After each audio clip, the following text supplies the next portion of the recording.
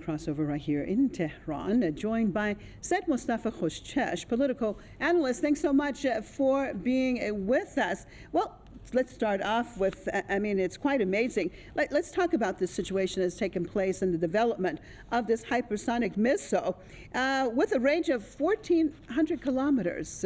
Go ahead, please. Hello, Mazia. Thanks for having me. Well, it's a major advancement because it's believed here that no technology could be developed to defend this new missile for at least a few decades. There are reasons to believe that. You know, hypersonic missiles traveling above 5 Mach or 5 times the speed of the sound, 225, have already been developed by 3-4 nations, of course, and Iran would be the fourth or the fifth to do that. But more importantly, are two features that are almost specific to Iranian missile technology and to this hypersonic missile technology.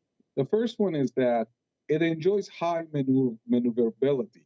That is to say, other hypersonic missiles enjoy also some kind of maneuverability, some degrees, of course, in the outer space or in under the atmosphere or both. But this one enjoys a very, very high velocity and maneuverability at the same time. Somehow, it's unpredictable how it's going to hit which target. It could go like 5 miles, 10 miles, 20 miles or more to the east, suddenly turn to the south or north. So it's not predictable.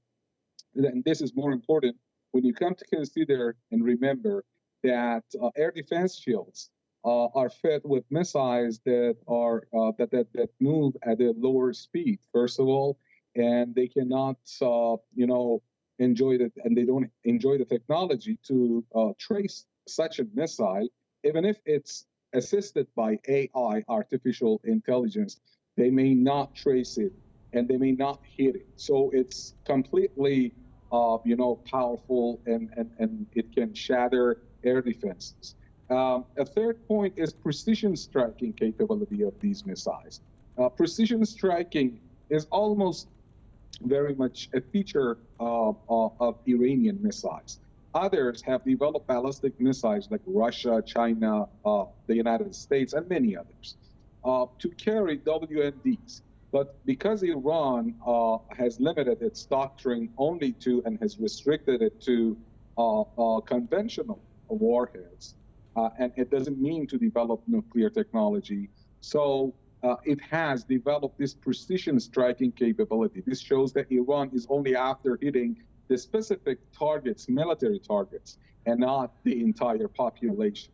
What makes it unique here, therefore, is that it is a kind of missile that moves in the outer space. It's a ballistic missile.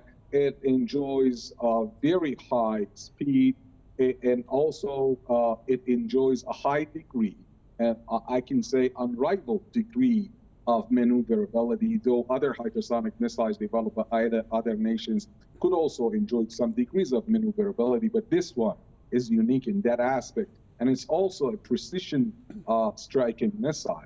So it makes it, all of these make this new missile very unique. And let's, to add, the last but not the least is that Iran has developed this missile to show its expertise, its power, to enhance its missile power in order to deter any kind of threat. When you're more powerful, other feels danger and they may not come to threaten you. They know the costs would be high. So it's a kind of means. Iran's arms program is a means for establishing and maintaining peace and stability in the region, and not a threat to the region. As a matter of fact, most Iranian arms technology are for defensive purposes. Some, like this hypersonic missile, have been developed for offensive purposes, because if you want to have a high degree of deterrence power, then you need to have also the offensive capabilities in order to deter enemy threats unless for crazy, hostile regimes like Netanyahu and the Israeli regime that are weaker than ever, but they may go, do the threats as usual. But when it comes to, beating Iran or attacking Iran, definitely the militaries would brief not only the Israeli, prime minister, but also others will be briefed definitely about the threats that such military, such arms could pose to any crazy state or regime that's crazy enough to, threaten Iran. Well, Said Mustafa, you mentioned several points that makes this unique. Perhaps another point of that all of this has been done while Iran, of course, continues to be under severe sanctions. I want to talk about that side of things, and with all the restrictions that Iran has faced. And despite this, all along the way, we have seen the missile technology develop, and now especially with this latest one. Your take? Well, sanctions hurt, of course, hurt the Iranian people when it comes to economy, but they have failed to achieve their goals because their goal, the main goal of these sanctions is to beat Iran and defeat Iran and to push it into surrender. And they have failed in that aspect. On the contrary, in some areas of technology, like the aerospace technology, medical technology, cancer treatment and diagnosis technology, and also in nanotechnology and military technologies, in many aspects, in aerospace, in satellite carriers, satellite making, and many others, they have provoked Iranian progress.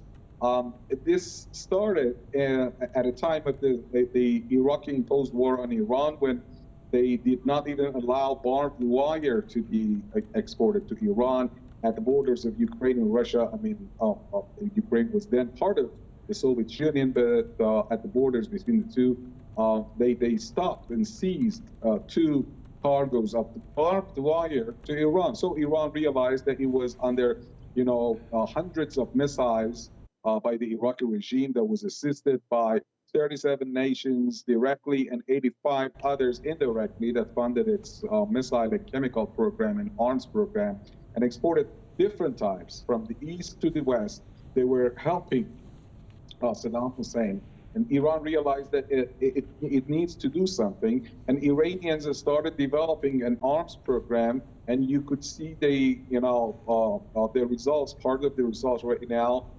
Iranian drones are so outstanding that are spoken of every day in many media outlets, at international circles, political circles. They are speaking of Iranian drones. Another one is Iranian missiles and so on and so forth. So hostilities towards Iran have rather pushed Iran towards progress, and they have backfired, actually. Thank you so much for being with us. Said Mustafa Khoshchesh.